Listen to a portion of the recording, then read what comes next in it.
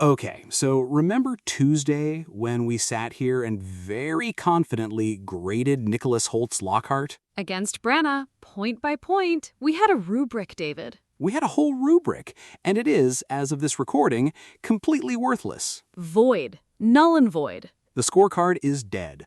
Long live the scorecard. I'm Becca Hartwell. That's David. This is the sorting room, and we are apparently doing corrections now. How long, Becca? Give me the actual number because I refuse to believe this timeline. 4 days. Just over 4 days between us publishing that grade and HBO blowing it up. 4 days. We didn't even get a full week out of that take. Worse than the milk in my fridge. Don't start. So here's the plan. We regrade it live, on air, right now using the actual new information. And it's getting weirder because this isn't some cold, blind casting swap. Wait, what do you mean? I mean, there's a version of this actor already playing Lockhart that most people have never heard.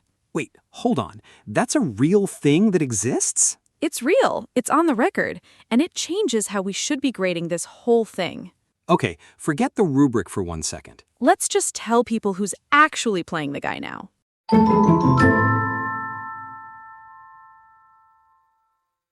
Okay, TV Line confirmed the actual casting, Becca, in black and white this morning. Kit Harington, Lockhart. I've read it 4 times and it still sounds made up. It's real.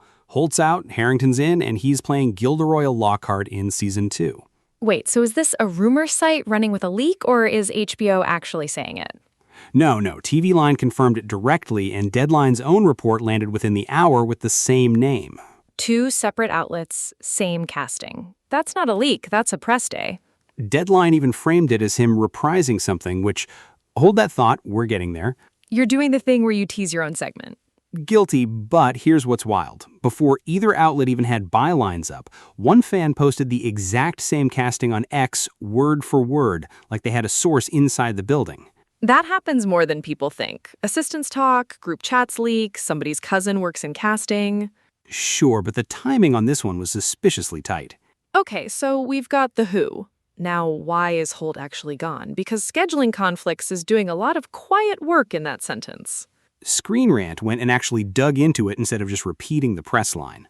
And? HBO tried to build the shoot around 2 other Hoult projects he's already committed to. 2, not 1. 2. Couldn't make the calendar work, so they released him from his contract outright. That's not a firing, that's a scheduling collision nobody won. Right, and Screen Rant was careful to say there's chatter online tying this to the Rowling controversy stuff, but that part is unconfirmed. They didn't run with it. Good, because a scheduling conflict is a boring and believable story. A controversy exit is a much juicier story that nobody's actually proven. Which is exactly why the boring version is probably the true one. Truth is so disappointing sometimes. Isn't it, though? But David, think about what HBO just did in practice. They evaluated 2 competing shooting calendars, decided the actor wasn't worth the puzzle, and let him go. On a flagship show, for a role Hoult had already been cast in publicly. That's a studio choosing its own production schedule over a name that big. That's not nothing. It's really not, and now we're sitting here with an entirely different actor and a rubric we build for somebody else. Can we sit with the reprising word for 1 more second? Because most trades don't tip their hand like that on a casting story. Right. Reprising implies there's history, not just a fresh signing. Exactly, and neither outlet spelled out what that history was in the initial post. They just planted the flag. Which is its own kind of tease. TV Line confirms the swap, Deadline confirms the swap and drops a breadcrumb, and neither one closes the loop.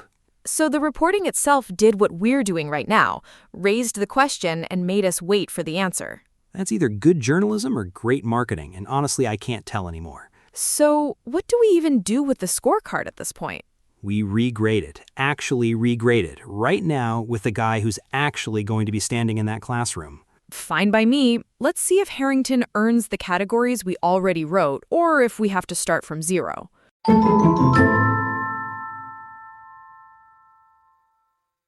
Okay, so before we regrade anything, let's actually think about what our scorecard even measured. We graded voice, presence, that oily charm Branagh nailed in the movie. Right, and however we broke that down last time, the point was it's about the chair, not the person sitting in it. Doesn't matter who's sitting in the chair's still there. Exactly. We built a rubric for a role, not for Nicholas Hoult specifically, so the rubric survives even when the actor evaporates. Which is honestly the only reason this isn't a total do-over. And on the why did he really leave thing, we already covered that Screen Rant flagged the Rowling backlash theory but said it's unconfirmed, so scheduling stays the official story. Right, no need to relitigate it. Scheduling, officially, until somebody says otherwise. Which means the only question that actually matters today is whether Harington moves the needle at all on our grade. Right, does the chair get a better tenant or a worse one? So let's actually walk through it instead of just asserting it. Take the charm piece, the stuff we praised Branagh for and dinged Hoult on a little bit. Does Harington even have that in his toolkit? Honestly, not from what we've seen him do before. He spent most of his career being broody and self-serious, not oily and self-satisfied. Right, but that's exactly why I want to slow down here instead of just assuming the vibe carries over. Broody and vain aren't opposites. They're just different flavors of a guy who takes himself very seriously. Fair. And then there's the piece about how the character has to land as funny without being a cartoon. That's harder to predict from a resume at all.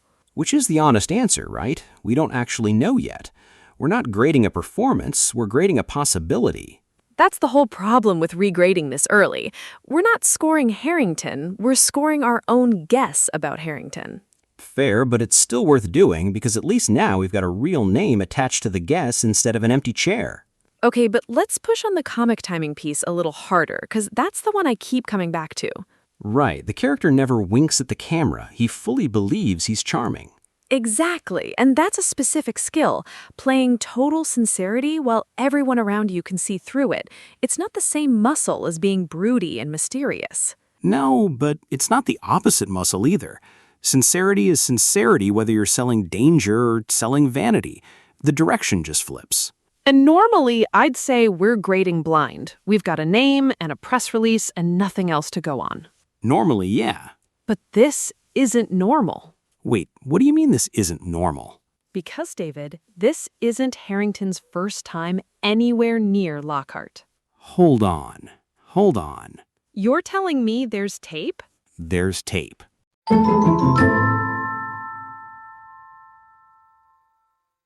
So he's not walking in cold, Becca. Kit Harington already played this guy, out loud, for money, on the record. Wait, what? Deadline's own report on the recast says he's reprising a voice role. He voiced Gilderoy Lockhart for Audible's full cast edition of Chamber of Secrets, released at the end of last year. The audiobooks? The full cast ones with the giant ensemble? That's the one. And Variety sat down with him back in December when it came out. What did he say? He told them saying yes to Lockhart was a really simple yes. No hesitation. Of course it was. Who turns down getting to be that insufferable on purpose? Right, and he had a whole take on the guy already. He called Lockhart lovely little entertaining tragic comical. Tragic comical. That's a pretty good 3 words for Lockhart. It's better than our whole scorecard from 2 episodes ago, honestly. Don't remind me.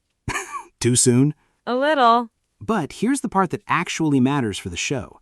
His live-action version isn't just going to be an audiobook read out loud on camera. How do we know that? Collider got him fresh off the casting news, and he called the whole thing a real dream. A real dream. Big statement for a guy replacing someone mid-scandal, or mid-scheduling conflict, whatever we're calling it now. We already litigated that one. Fine. Keep going. He also told them straight up that his on-screen Lockhart is going to be different from what he did in the booth. Different how, though? Did they say? Not specifics, just that it won't be a copy-paste. Which, honestly, that tracks. A booth performance and a camera performance are 2 different jobs. You've got no face on the audiobook. Exactly. It's all voice, all timing, no vanity wall of photos of himself to play with. Right, and Lockhart is basically a vanity wall with legs. That's the whole character. So he understood the assignment twice in 2 different mediums. And get this, he's not even the only one doing that. Wait, who else? Collider's piece also confirms Arabella Stanton is the only other person from that audiobook cast making the jump to on-screen. Stanton being... She's in that same full cast ensemble. So out of that whole audiobook cast, it's 2 people crossing over into the actual show. That's a pretty small club. Tiny, which tells you something. This wasn't some emergency phone-a-friend situation. Harington had a real, documented, on-record relationship with this character before HBO ever needed a replacement. So when people say he's just the guy who happened to be free? He's not just available, he's rehearsed. Okay, I'll give you that one. That's a stronger case than I expected walking into this. Right? He's not a blind pick. No, but the internet doesn't seem to care about audiobook credentials right now. Oh, they've got opinions. They've got a lot of opinions, and none of them are about Chamber of Secrets narration.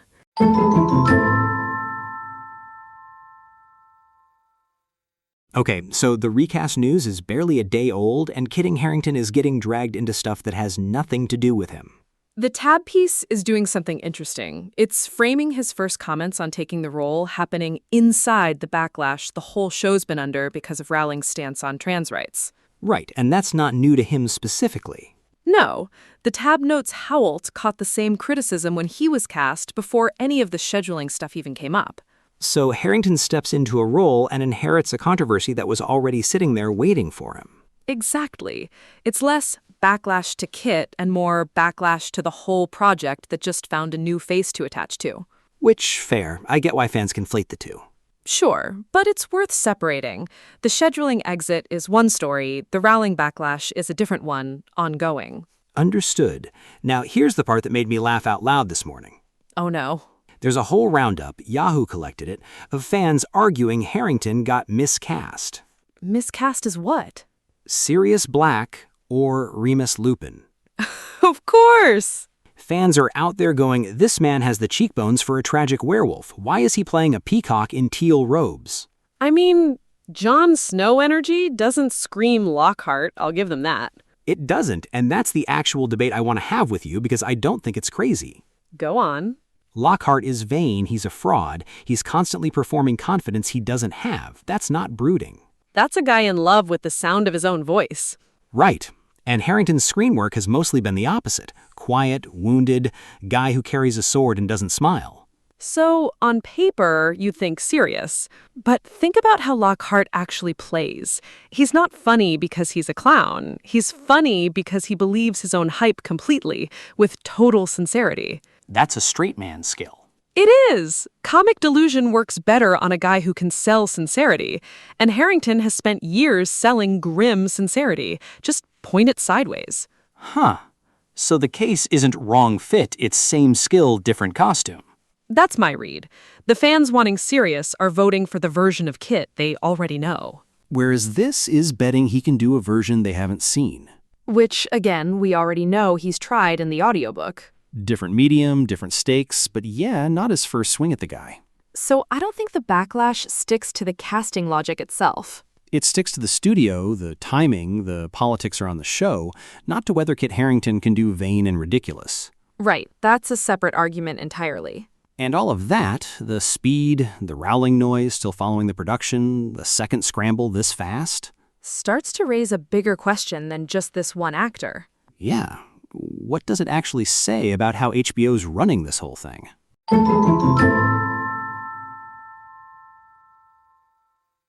Okay, so scheduling conflict. That's the official reason for Hoult's leaving, and we already said it's not some smoking gun on its own.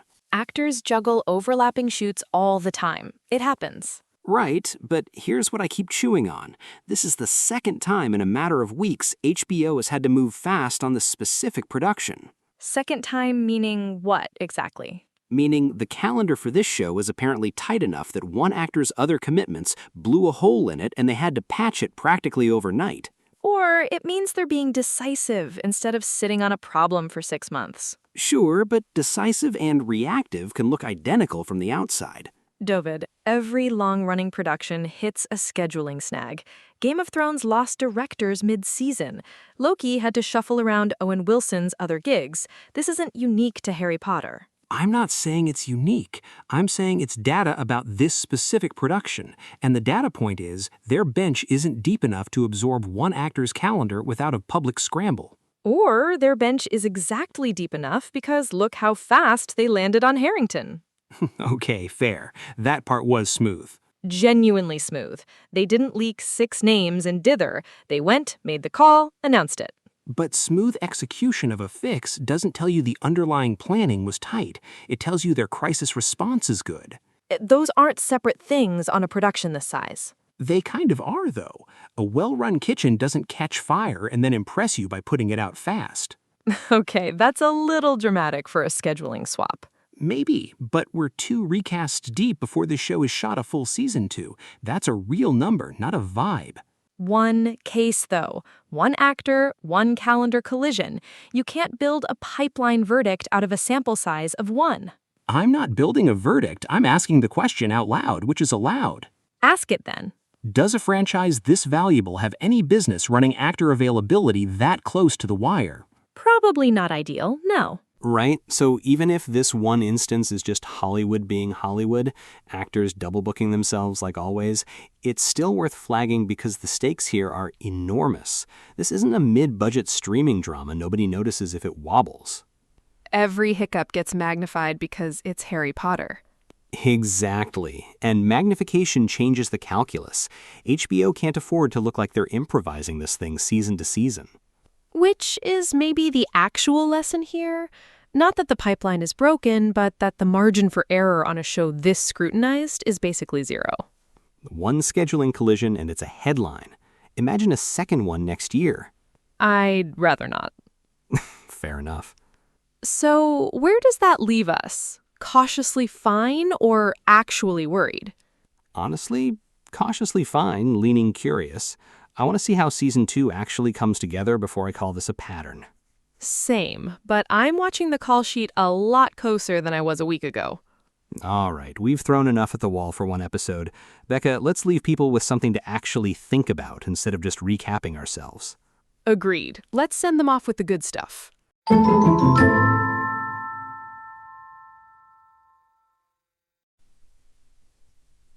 Okay, prediction time. My gut says Harrington plays the audiobook's delusion, but strips out the warmth. On screen, you can't hide behind a narrator's voice, so the vanity has to read on his face in real time. So less lovable idiot, more guy who genuinely believes his own press. Exactly. The audible take got to be silly in a vacuum. The show has to sell that silliness next to actual danger, actual monsters. Higher degree of difficulty. Much higher. All right, your homework listeners, send us set photos, casting rumors, book details, whatever you got, at The Sorting Room on X. We will absolutely use it. We need the help at this point. We do. 2 recasts in 1 summer will do that to a production team. Which brings us to the actual question we're leaving on. Go on. If there's a third one, and I'm not saying there will be, does anybody still trust the process, or is every announcement just a placeholder until the next headline? That's the one I don't have an answer for. Me neither. Ask us in a week. Honestly, might have to. Thanks for hanging with us through 2 casting news cycles in 1 episode. Go easy on Kit Harington, everybody. The man just said yes to a job. See you next week.